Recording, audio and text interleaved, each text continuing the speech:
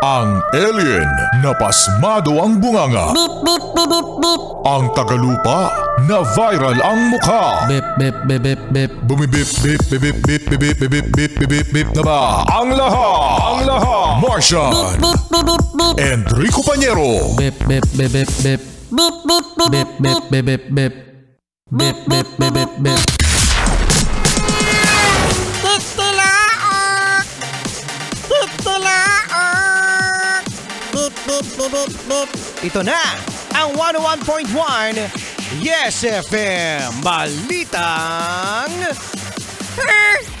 O eto na nga mga Yes Friend, ang partial unofficial results ng senatorial race mula sa Commission on Elections, COMELEC, sa pakikipagtulungan ng KBP, kapisanan ng mga broadcaster ng Pilipinas.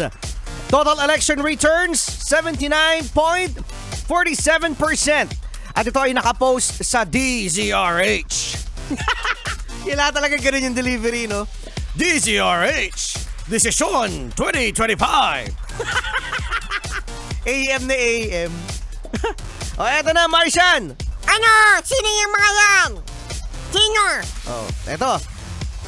Nangunguna mga yes friend, si Bongo sa 26,698,728. Naku, nakakahingal to. Nakakahingal kung sasabihin natin yung numero. Pero sige, numbers na lang mga yes friend ha. Si Bongo nangunguna mga yes friend. Pumapangalawa, eto, nanggulat talaga. Nanggulat si Bam Aquino. Martian, paano yung gulat? Yeah! Oo, kasi talagang wala rin sa top 10 dito sa ina-announce natin sa Balitang Ha, no? Oo, si Bam Aquino tuwing may survey. So, naku, nakakatuwa. No? Tuwan-tuwa sigurado yan ang mga supporters ni Bam Aquino dahil siya ay pumapangalawa. No? At 5 milyon mga yes friend, almost 5 million votes ang lamang, yun na lang, no? Lamang ni Bongo kay Bam Aquino. Pumapangatlo, Bato de la Rosa. Pumapang-apat, Erwin Tulfo. Pumapang-lima, si Kiko Panghilinan. Nang gulat din ito si Kiko Panghilinan, no? Pumapang-lima. Rodante Marcoleta, nang gulat din. Ang dami nagugulat. Paano ulit yung gulat, Martian? Yeah! Ping Lacson. Yan, pumapang-7. Pumapang-8, Tito Soto. Pang-9, Cayetano. Pang-10, ayan, si Camille Villar. After all the controversies, mga yes friend, ano? Oo, si Camille Villar ay number 10. Pumapang-11 naman si Lito Lapid. At sumasabit ang presidential sister na si Amy Marcos at number 12. Pumapang-13 si Ben Bitag Tulfo sa 11,897,000.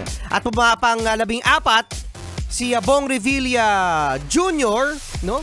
At nagulat din kami. Wala rin si Bong Revilla sa top 12, no? At pumapang-15 naman si Abby Binay. Ayan, medyo alanganin ang alyansa ni BBM, mga yes friend. Anyari? BBM, anyari sa alyansa? Anyari daw sa alyansa. Hindi pa naman tapos again, ito ay nung 79.47% total election return. So hindi pa yan 100%. Pwede pa lumaban! Habol pa!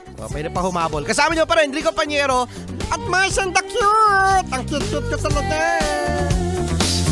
Kissing straight.